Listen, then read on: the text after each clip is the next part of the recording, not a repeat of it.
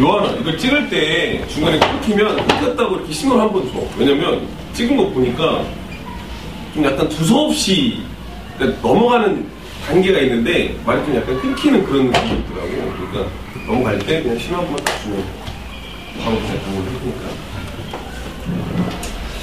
자, 다 끝났나요, 우리? 안 끝났죠? 1탈 할 차례죠. 근데 73페이지 할 차례네요. 교과서 73페이지에 1탈에서 기능론적 관점 중에 이제 사회 해체론을 보도록 하겠습니다.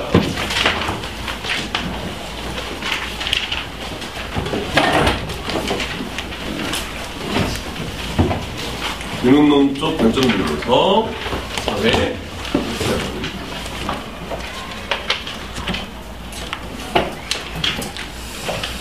자, 사회 해체론은 거의 밑줄 안에 칩시다. 기존의 사회 구조가 해체돼서 제 기능을 감당하지 못할 때 일탈 행동이 발생한다. 그러니까 구조가 있어야 안정적인 사회생활을 할 수가 있다고 했었죠. 근데 구조가 무너지니까 안정적인 생활을 못하겠죠. 예를 들면 갑작스런 경제위. 그러니까 너네 그 97년도 IMF 터졌을 때 너네 아마 97년생, 손 들어봐. 97년생들은 손 내리고 97년생 애들은 참고로 얘기하면 니네 97 애들은 그 나중에 대학 들어가서 그 솔직히 못 들어가는 거 알죠? 압니까? 얘기해줬나요 이거? 법 시간에 내가 법을 안 갖췄으니까 청소년 보호법에 의거해서 만 19세가 되면 1월 1일자로 이른바 호프집 같은 데를 출입할 수가 있어요. 근데 만 19세가 되는 해는 1월 1일이니까 96 애들은 돼요. 근데 97 애들은 안 돼요. 근데 가끔 이렇게 얘기하는 애들이 있어요. 선생님, 저는 가서 술 안 마실 거니까 자리에만 앉아있으면 되지 않나요? 안 돼요. 안 돼요. 이렇게 해야죠. 안 돼요. 이렇게 되게 재밌더라고. 그러니까 출입 금지야. 그러니까 못 들어가. 그러니까 97 애들이랑은 1월 1일부터는 안 놀면 돼. 97 애들 놀고 싶으면 집에서 혼자 집에서 드시면 됩니다. 학생증 있으시면 누가 그래요? 학번 써 있으면 학번 써 있어도 안 됩니다. 생년월일이 기준입니다. 그걸 어겼을 때는 그 집이 영업정지를 해요. 보통 15일 이상 줍니다. 경찰서에서 단속을 하고 파는 집, 그러니까 뭐 통닭집이나 특히 이런 데가 되게 예민한데 만약에 경찰이 또는 주변 사람이 신고를 하면 영업정지 15일이면 타격이 엄청납니다. 그래서 꼭 검사해서 쫓아들려죠. 구칠학과 손든 애들 있죠. 꼭 기억해 두시기 바랍니다. 같이 가면 안 되니까요.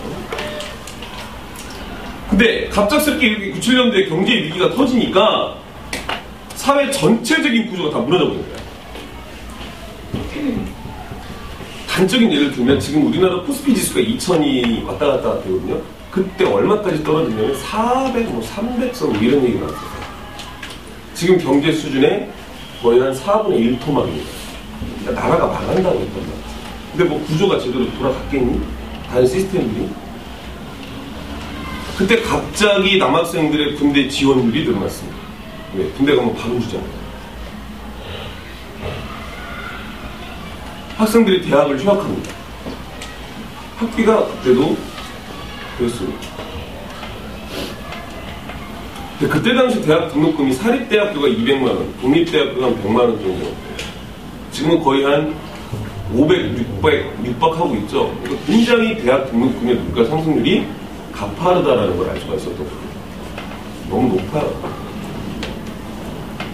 그러니까 구조가 무너지니까 어떤 시스템도 제대로 작동하지 않는 거예요.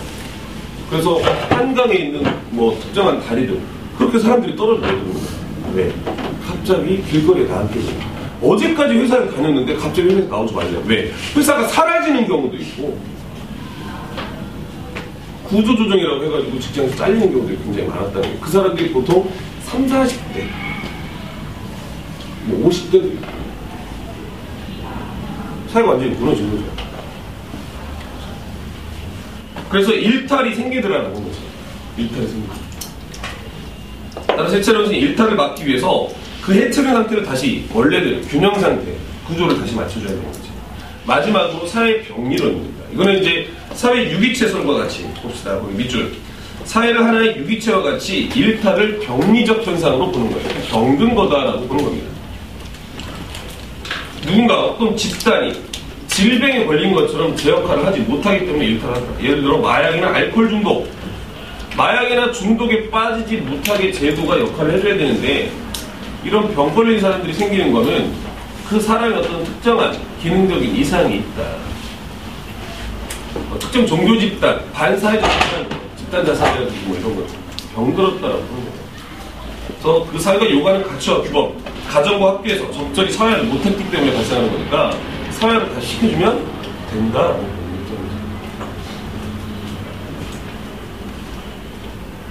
뭐 도박 중독 방지 캠페인이라고 되어 있는데 뭐 예스 노 뭐 이렇게 움직이는 것 같은데 그럼 너네는 도박 중독은 아니지만 뭔가 하나 중독 증상을 보일 수 있는 게 있죠. 뭐죠? 솔직히 나는 좀 중독인 것 같아. 선택이 좀 어려운 거야. 난 스마트폰이 없으면 불안하다. 쉬는 시간마다 스마트폰을 꼭 꺼내 본다. 양심적으로 쉬는 시간마다 스마트폰을 본다. 2명밖에 없다고 봅니다. 근데 이거 내가 니들한테 자습 시간 한번 줘볼까요? 그럼 여러분 뭐 할까요? 뭐 할까요? 스마트폰 바로 꺼냅니다. 틈만 나면 그걸 해요. 틈만 나면. 인정해야지. 그치?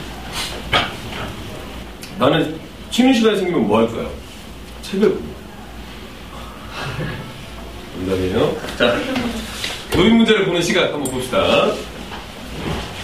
자, 노인 부양비 및 고령화 지수인데요. 노인 부양비가 1970년대부터 2030년까지 5.7%에서 38.6%로 증가했습니다. 거의 한 6배 이상, 7배 이상 증가했죠. 그 다음에 고령화 지수는 7.2에서 193. 그러니까 우리 사회에서 노인들의 비율이 어느 정도냐를 따져보는 건데 굉장히 높죠. 그리고 가장 충격적인 이야기. 노인 한 명을 부양하는 생산 가능 인구. 무슨 말이냐? 생산 가능 인구는 만 15세에서 64세까지의 인구를 얘기하거든요. 64, 65세. 근데 그 사람들은 일을 할 수 있는 사람들이야. 일을 하면 돈을 벌지. 돈을 벌어서 세금을 내고 그 세금으로 노인을 부양하는 거야. 근데 70년대는 노인 한 명을 부양하는데 17명이 필요했어. 근데 지금 2010년 기준으로 보면 지금은 6명이야. 그러니까 내가 지금 나는 성인이니까 세금 내잖아요. 선생님 같은 경우는 나와 같은 사람 6명에서 노인 1명을 부양하는 거예요. 근데 너네가 부양을 해야 될 때 2030년 몇 명이라고 시작했어요? 너희 2명이 노인 1명을 부양해야 됩니다. 그 노인이 누구냐? 나의 열심히 노력해서 선생님이 잘 받을게요. 그렇게 돼 있잖아요, 구조가. 그죠? 봅시다. 노인 인구의 비중은 급격히 높아지는데 노인 인구를 부양해야 될 생산 인구는 감소하고 있다. 생산 가능 인구는 결국은 아이들이거든요. 근데 출산율이 낮죠. 그죠? 평균을 하려면 2명은 낳아야 됩니다. 근데 너네 2명을 낳을까요? 애 1명을 대학생까지 키우는데 통계치를 잡아보니까 작년 통계로 한 2억 2천인가 뭐 이렇게 됐네요. 애 1명. 둘은 거의 한 5억에 가까운 돈을 아이한테 쏟아야 된답니다.